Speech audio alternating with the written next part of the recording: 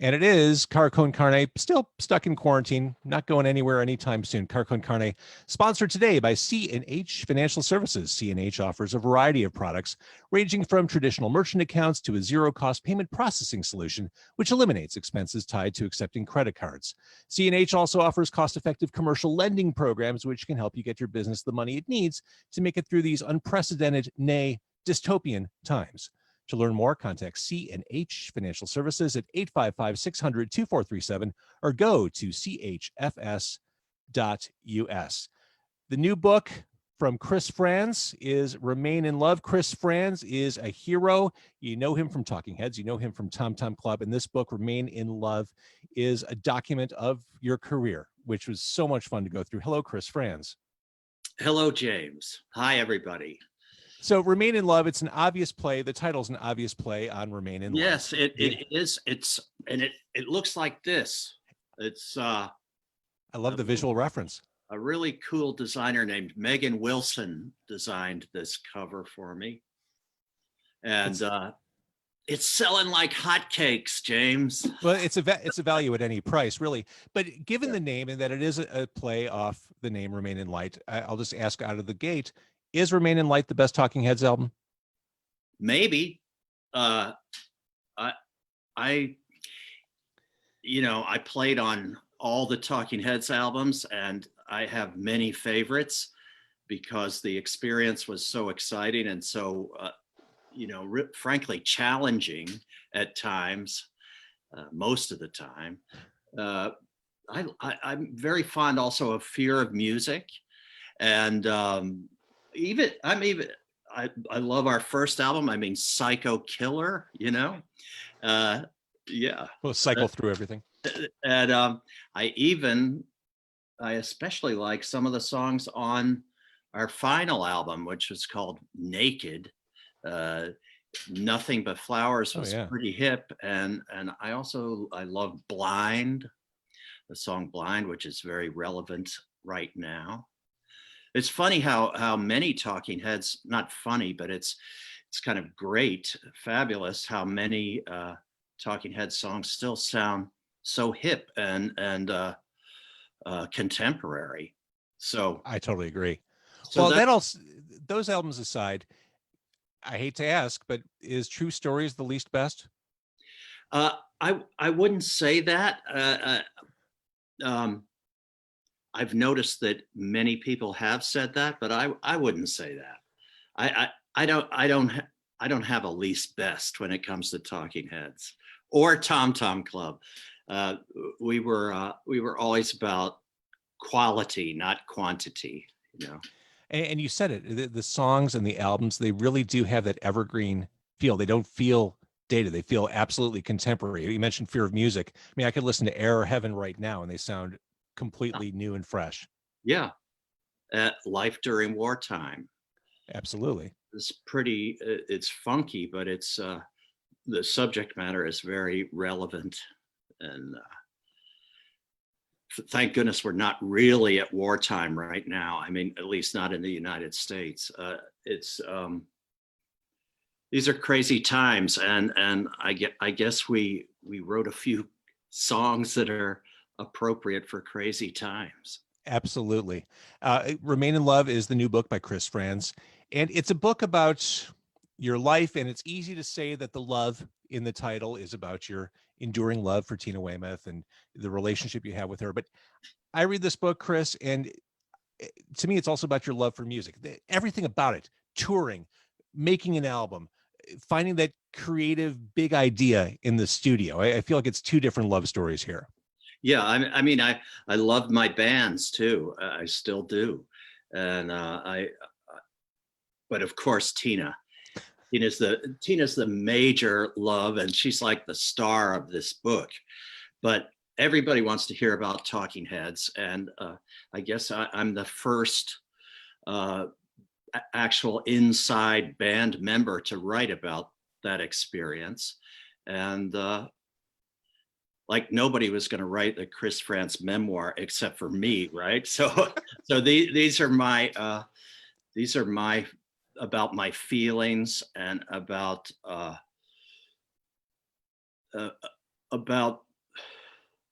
Well, it's my point of view of what went down between 19 the when Talking Heads started up until the night we were inducted into the Rock and Roll Hall of Fame.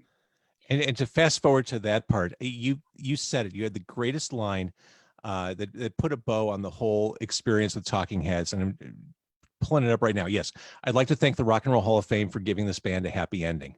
That says it all.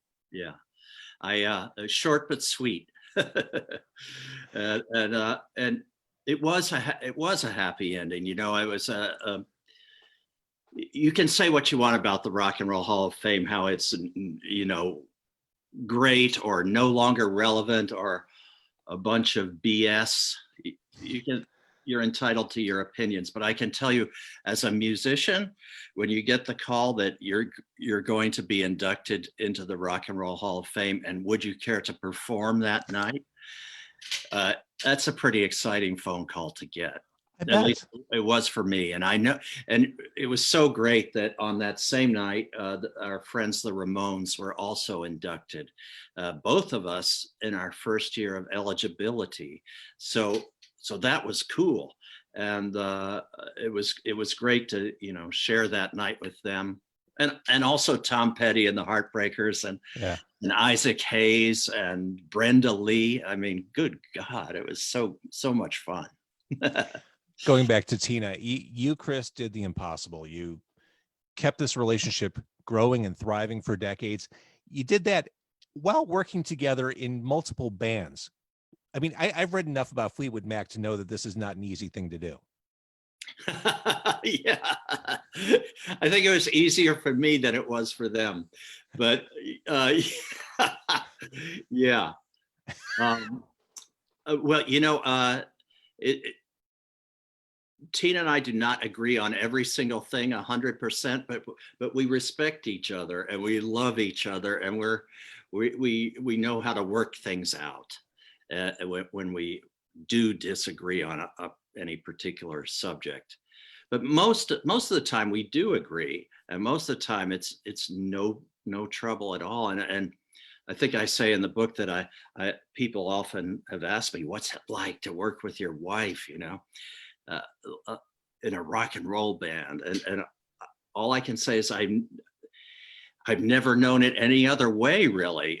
I mean, I had a couple little bands when I was a teenager and in college, but from the inception of Talking Heads on, it's been I've been working with Tina as, you know, I'm the drummer and she's the bass player, and we 9 times out of 10 we sort of see eye to eye without even talking about it. You know, it's like it's like a telepathy type of thing. Reading everything you wrote about Tina in the book, I can't help but think that for a woman to read this book, she might walk away thinking, I need to find my Chris Frantz. Well, sorry, ladies, I'm taken. You mentioned when you splintered off and did Tom Tom Club. I mean, that to me seemed like the thing that kept you in Talking Heads, like being able to go off and scratch that itch with Tina, do Tom Tom Club. That made it so that you had the kind of, not strength is the wrong word, but the positive attitude to keep Talking Heads moving forward. Yes, the success of Tom Tom Club in many ways, you know, also helped Talking Heads. But, you know, Tina and I never had any intention of doing anything outside of Talking Heads. Our hand was sort of forced because David told our manager, he didn't tell us, but he told our manager, you know, I'm going to be making a solo album. I'm doing the music for a Twyla Tharp dance project, which is a really cool project to do. More power to him. And we found that Twyla had a very good influence on David. You know, they were romantically involved at that time as well. And she sort of brought him down to earth or something, but we noticed that she had a very good influence on him. And then when David said he was doing a solo album, Jerry said, well, if David's going to do one, I'm going to do one. And so both of them went to Seymour Stein and they got advances to do these solo projects. So we thought, what are we going to do? Tina and I, what are we going to do now for who knows how long, you know, these guys are going to be busy on their solo projects. And our accountant said, you better do something because you've only got $2,000 in the bank. And that's not enough to support your lifestyle. Because the reason we had so little money in the bank was that we had just finished the Remain in Light tour, which was, you know, made history really, touring around the world with the expanded lineup, all those great players. Bernie Worrell, Adrian Belew, Steve Scales, Dolette McDonald. And Busta Cherry Jones, and you know, at the end of the tour, after all those hotel rooms and airplane tickets and rental cars and buses and all that, there wasn't much money left. All the side musicians got paid, but we in the nucleus of the band, we were the ones writing the checks, and there was not much left. So our manager went to Chris Blackwell, our manager was a guy named Gary Kurfürst, and he had managed Peter Tosh and Toots and the Maytals and the Mighty Diamonds. And he had done a lot of work for Bob Marley and the Wailers when they were touring the United States. And so he had a good relationship with Chris Blackwell. And he went to Chris, who we knew because we had made a couple of records down at Compass Point already. And Chris said, oh, cool. He said, I understand the value of a good rhythm section. And, you know, I would like to offer Chris and Tina to come down here to Compass Point and cut a single. And if I like the single, then they can do a whole album. And that sounded really good to us because we loved Island Records and almost everything that was ever released on Island Records. You know, that was one of those labels that you would buy their most recent release because it was Island. And we loved that record label. And we were very fond of Chris Blackwell himself as a person. And we also, just having to do a single as opposed to biting off a whole album all at once was very appealing to us. We could sort of get our feet wet and see how it worked out. And so we were supposed to actually be produced by Lee Perry. Like we thought we need a producer. So, and we loved Lee Perry, and you know, also known as Scratch. And so we had a meeting.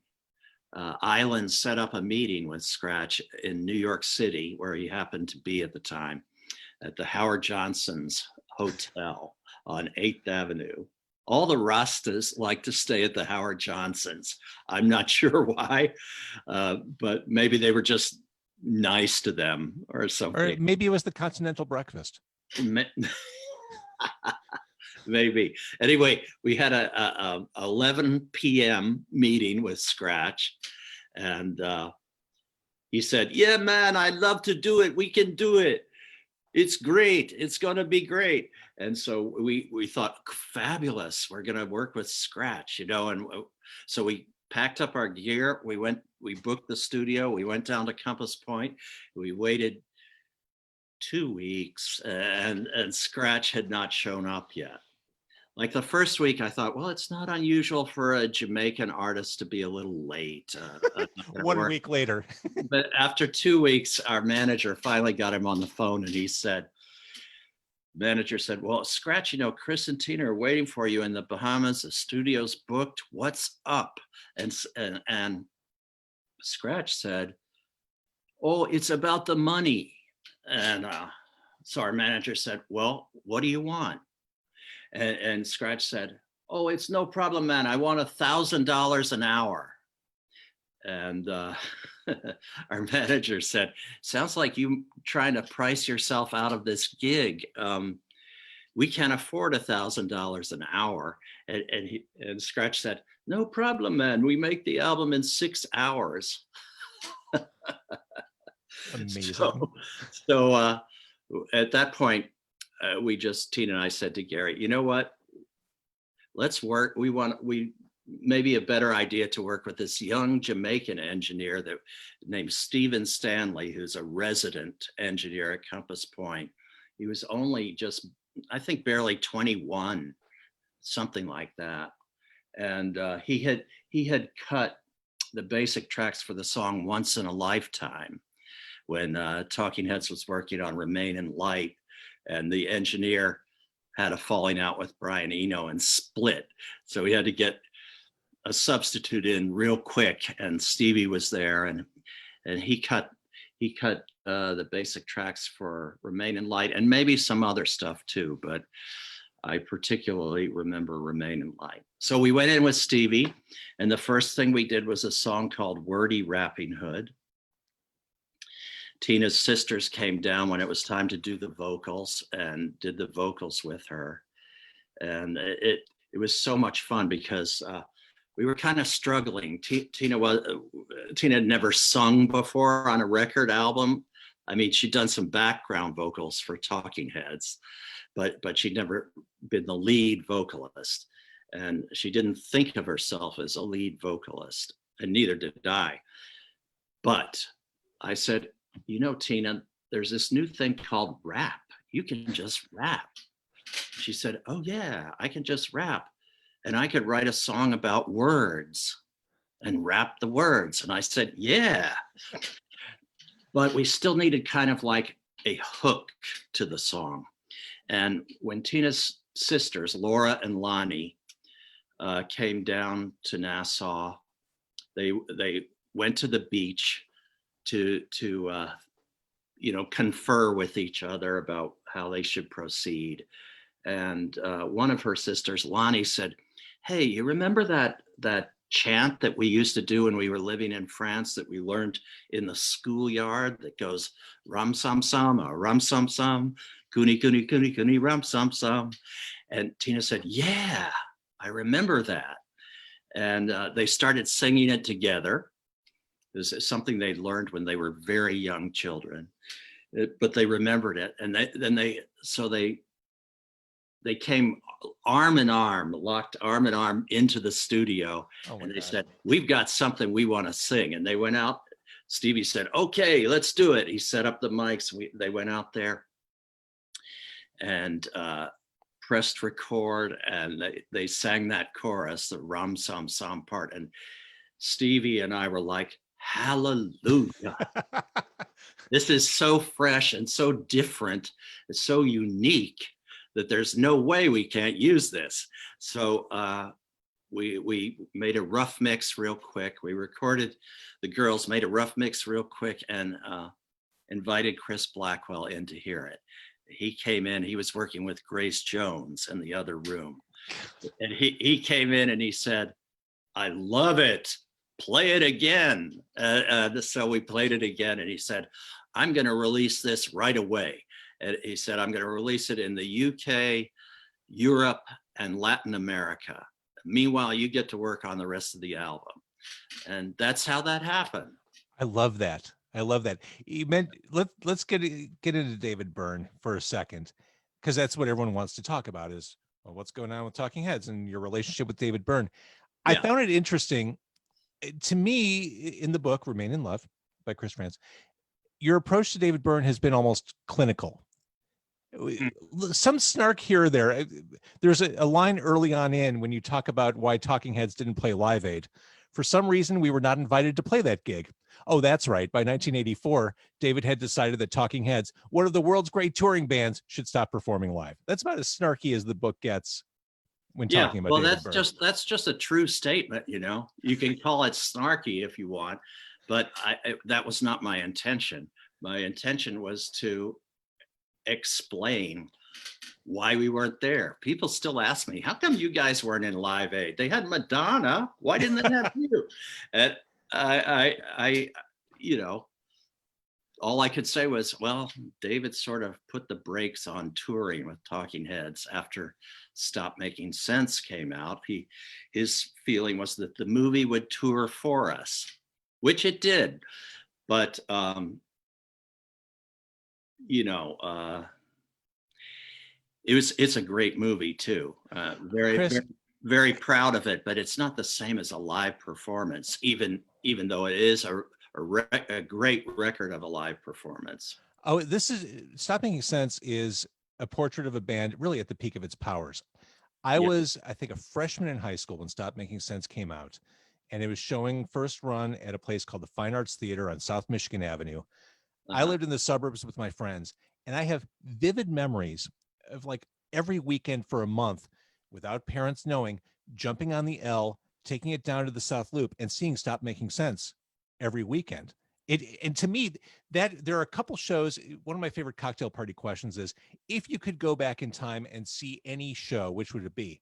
And my answer is always one of those shows that comprised Stop Making Sense. I mean, it is a fantastic document of Talking Heads and music in general. I mean, it really is one of the great rock films. It is. I mean, there's no doubt about it. There's some other great documentaries, music documentaries. I'm aware of them, but to my way of thinking, Talking Heads is right up there. I mean, Stop Making Sense is right up there with the very best. And it was that movie where we learned just how much of a charisma monster you are. Specifically, the Genius of Love performance. Yeah, you know, when I watched that, I kind of wish I'd toned it down a little bit, but I couldn't help it. I was just overly excited. The girls can do it too, y'all. I mean, when we take the train back to the suburbs, we'd quote you, psychedelic and funkadelic, you know, check it out.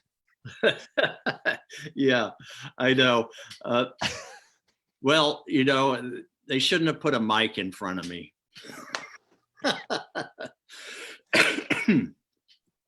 But that was a very fun song to perform. I can tell you that the audience went nuts when we did it, because you know, the audience was pretty much going nuts through the whole show. But Genius of Love kind of changed up the mood a little bit, and it was, I think, greatly appreciated.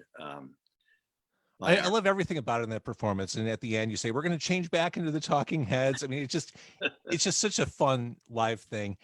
Yeah. When I read the book, or when I read the book, Remain in Love, I guess I was surprised that there wasn't more direct conflict in the band. I mean, or not really that you reported it. Was conflict more of a passive aggressive thing? Was it just kind of?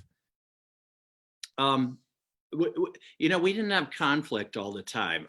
I know when you read other stories about Talking Heads, many of which are kind of regurgitated from the internet by some guy who is basically copying down what somebody in the NME wrote about us in 1978 or whatever. Yeah, you get conflict in these reports, but we went for months and years without real conflict. And I wouldn't say, even on our worst days, there was nobody hit each other, or the only person that ever really raised his voice was David when he said, "You should be calling me an asshole." And what was I going to say?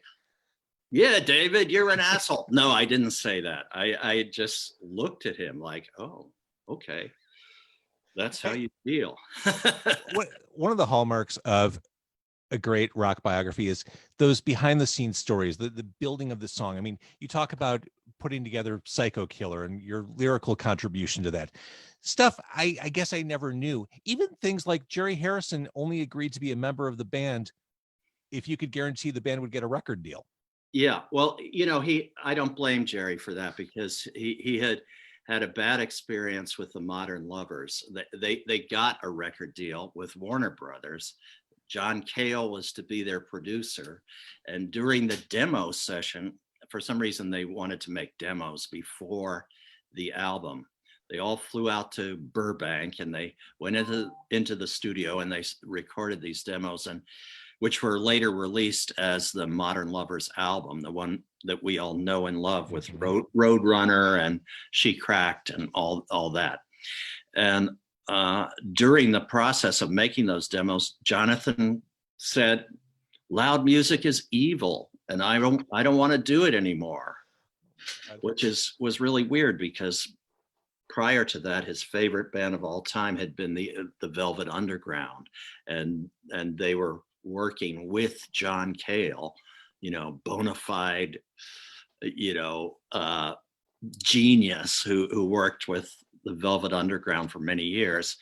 And Jonathan quit, so Jerry had to play guitars and Jerry had to play keyboards, and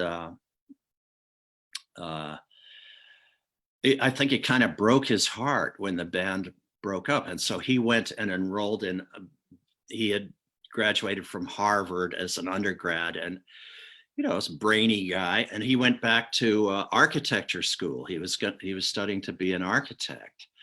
And that's when we came into the picture and tried to lure him away to join our band. And so I don't blame him for being kind of circumspect about it. I think he wanted to make sure that he wasn't getting into another insane situation. But it turned out to be a little crazy in our band too. Although I gotta say, Jerry was the perfect complement to, for 2.5 years, we'd been a trio, just the three of us. And when Jerry came into the picture, right away, everything sounded better, more, fuller, more beautiful, more interesting textures in the music. And he was a good guy. We all liked him. And so, it was a win-win for us. Going back to this this fact that you are a music fan, and this is also a love story to music. There's a line, as I started to read it, I had a thought, which you said right after you wrote it. The bill that night was the Patti Smith Group, Television, the Ramones, and Talking Heads. And I thought, oh, that's awesome. Then you wrote, can you imagine? It just, yeah. This is written by, you were in it, you were in Talking Heads, but you're also a fan. You are aware of, oh, this is monolithic. This is fantastic. Yeah. I'm still, I'm a fan of bands, and I'm even a fan of some bands that I don't particularly like their records. I just, there's something about them I like. I may not ever play their records ever, but I'd be very excited if I saw them, coming up the driveway to my house. So, yeah, I think I'm still a fanboy. I love it. And I don't want to monopolize too much of your time, Chris. Again, the book is Remain in Love. Before I cut you loose, can I just rattle off 5 Talking Heads songs and get your first impression of them? Certainly. Let's go to Pulled Up. Pulled Up. It's a very, very sweet and well, it's a driving song. It's really up tempo, but the lyrics are very sweet about mommy, daddy, come and look at me now. I'm a big man in a great big town. It's like, look at me, mom and dad. I made something of myself. And that's a nice feeling. The Big Country. The Big Country is a song that was, to my way of thinking, loosely based on Neil Young's style. And it's David's point of view. But one great thing about David's lyrics is he will often go where somebody else would never go, which is, I wouldn't live there if you paid me to. Most people wouldn't say, Willie Nelson wouldn't say that about America, but David Byrne would, and people seem to respond to that statement. I guess they could relate to it. Well, what takes the edge off, I think, is following it up with, I wouldn't live there, no siree. Like becoming like Archie Andrews in the 1950s, kind of took a nerdy turn there. Yeah. Memories Can't Wait. Memories Can't Wait is, to my way of thinking, probably the heaviest song that Talking Heads ever recorded. It's almost metal at times, almost, but it also has these Beatlesque chord changes, and particularly on the vamp going out where it goes down, down, down, down, down, down, down, down, down, down, down, down. It's very Beatley to me, and I always like the idea that there's a party in my mind and it never stops. I mean, please. What do you think of the Living Color version? Great. It was that version was recorded, but I mean, they were a damn good band. And are they still together? Maybe Yeah, they. I saw them a couple years ago at City Winery. They're great. Cool. Well, that was recorded and produced by Ed Stasium, who did our first album, Talking Heads '77. He engineered it. He was not the actual producer, but he was sort of the de facto producer, and he also worked on many albums with the Ramones. And yeah, Ed did a good job for them. Naive Melody. Naive Melody is perhaps the most unpredictable and tender Talking Heads song that we ever did.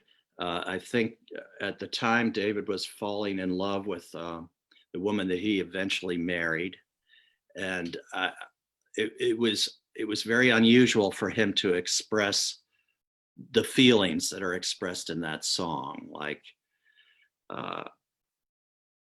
love me till my heart stops, love me till I'm dead.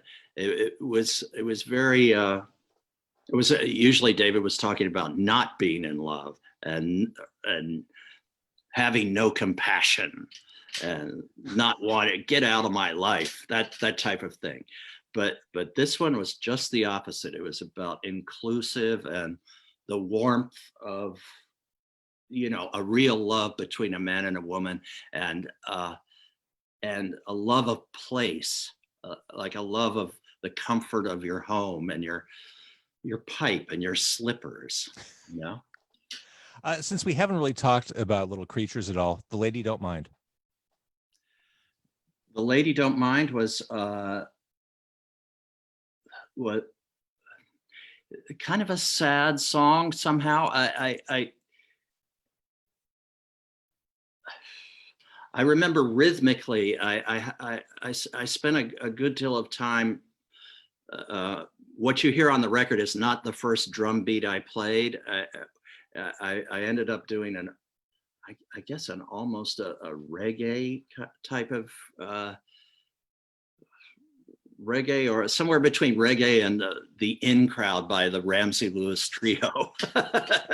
and the lyrics are sad, about a woman who's about to jump out the window. Yeah. And it's that metaphor. Yeah. Did you ever see the video by Jim Jarmusch? The video is pretty good. Yeah, I mean, we don't need to go deep into every album, but Little Creatures, I mean, Television Man to me still stands up beautifully. I mean, there's some great songs on that. Yeah. Road to Nowhere is pretty hip. Yeah, I heard that one before. All right, so the book is Remain in Love. You are Chris Frantz, again, a charisma monster, really well-written book, which you wrote yourself. No need for a ghostwriter. Well, I had a good education. I thought I better write this myself. And Tina's next? Tina's working on something. Yeah, it's too early to tell you anything about it, but I have no doubt that Tina's going to write a very interesting book. No doubt. Well, I want to thank everyone who's been watching on social media. Thank you very much.